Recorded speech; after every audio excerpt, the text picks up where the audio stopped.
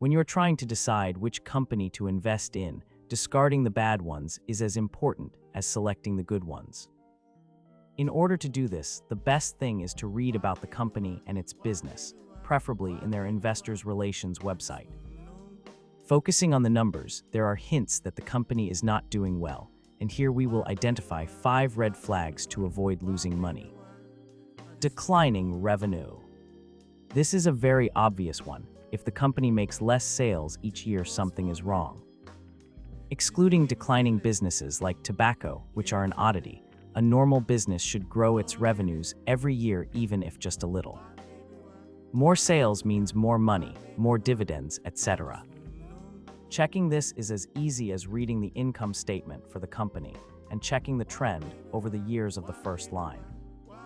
It's normally called sales or revenues. Ascending trend is good, descending trend is bad, as simple as that. Any business can have bad years. Think about pandemics or crises, but the important thing is the trend. High debt to EBITDA ratio. Companies borrow money to grow their business faster, and that is a good thing. But if they owe too much compared to what they bring in, they can drown in debt. To check how good they are managing their money in this front, we can compare the debt with the EBITDA.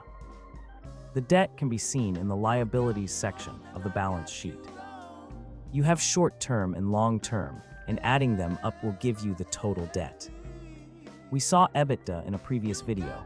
It refers to earnings before interest, taxes, depreciation, and amortization. So it's a proxy for gross income. Dividing the total debt by the EBITDA, we get a number, which should be low for a healthy company and high for a problematic one. In most sectors, a ratio of 4 is considered the maximum accepted level. Failing cash flow. If debt and EBITDA are important, cash flow is even more important. This is the real money that comes into the business, no accounting gimmicks. You want this to grow and grow over the years, so the company can reinvest in their business and pay you dividends. Declining cash flow is a bad sign. Weak competitive advantage. Sometimes referred to as a moat, competitive advantage is the secret sauce that allows some companies and conglomerates keep raising their prices and making money year after year. Think about very well-known brands for phones, drinks, food, machinery, etc. Some of them are just leaders that everyone knows, and that is a real competitive advantage. Others have a license, unreplicable assets, strategic locations for real estate or something else that makes them be above new competitors. Although this is something more subtle and difficult to analyze, this is the key characteristic to know if a company will do well in the future or not. Insider selling.